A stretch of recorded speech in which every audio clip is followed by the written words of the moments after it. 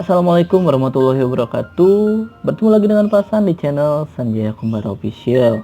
Hari ini kita akan sharing terkait dengan pembahasan manajemen emosi orang tua. Di sini kembali setelah kemarin kita membahas banyak hal terkait dengan kemarahan anak, sisi emosional di diri anak. Hari ini kita akan bahas lebih dalam terkait emosi yang dimiliki setiap orang tua dan bagaimana cara untuk memanagenya.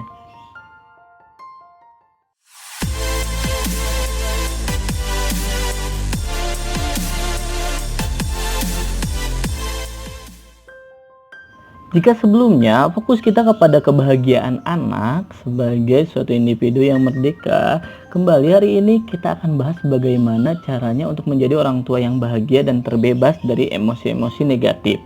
Sebelumnya Pasan akan jelaskan bahwa emosional itu juga dimiliki setiap orang dan juga berhak untuk kita sampaikan kepada anak kita sebagai bentuk kecenderungan bahwa perasaan kita mengalir secara alami. Dari itu, emosi-emosi positif juga penting untuk kita salurkan ke diri anak.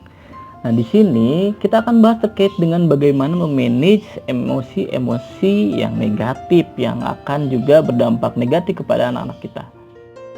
Hal yang pertama yang harus menjadi acuan kita saat memanage emosi kita adalah terkait dengan memahami ekspektasi.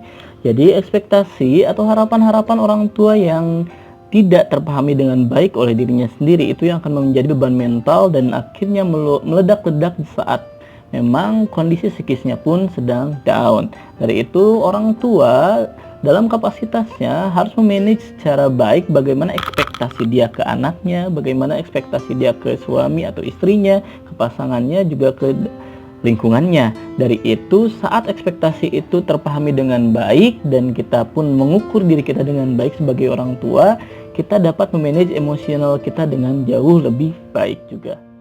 Yang kedua adalah orang tua juga harus memahami kebutuhan diri. Apa yang dibutuhkan dari diri kita kadang juga terlewat bahkan terabaikan. Di sini sebagai individu juga setiap orang tua memiliki kebutuhan-kebutuhan tersendiri terkait dengan waktu, tempat, ataupun bentuknya fisik.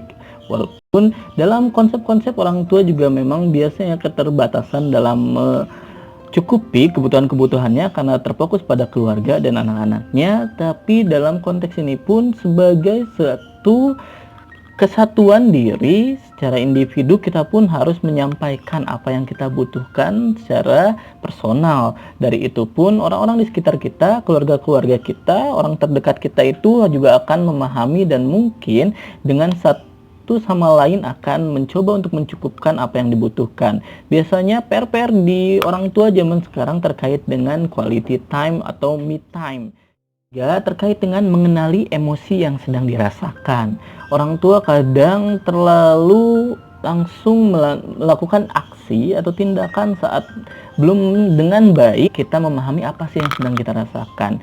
Dari itu, manajemen emosional terkait juga dengan secara sadar kita paham dan juga secara sadar kita mencoba memahami apa yang sebenarnya kita sedang rasakan. Jadi saat bad mood atau saat kita good mood, kita menyadari dengan jelas apa yang kita sedang rasakan dan apa yang akan berdampak pada lingkungan kita, termasuk juga keluarga kita yang paling dekat.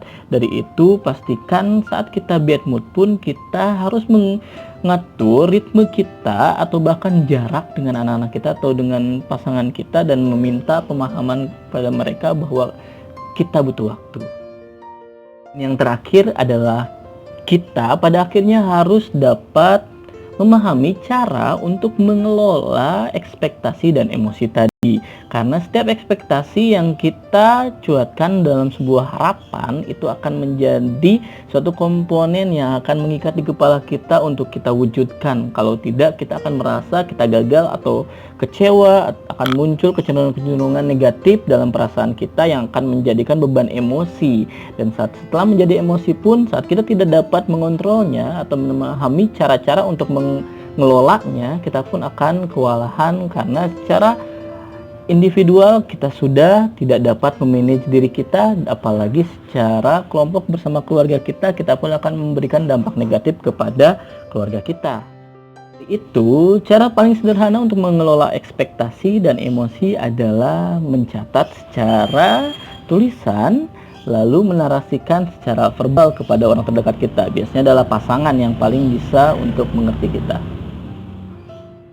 Nah, tadi terkait dengan manajemen emosi orang tua. Dari itu, sebagai orang tua pun kita harus menyadari bahwa kita pun hanyalah manusia biasa. Kita tumbuh berkembang dan berproses bersama keluarga kita, bersama anak-anak kita. Dan akhirnya, salah satu syarat bagi orang tua adalah kembali kesabaran dan terus mau belajar.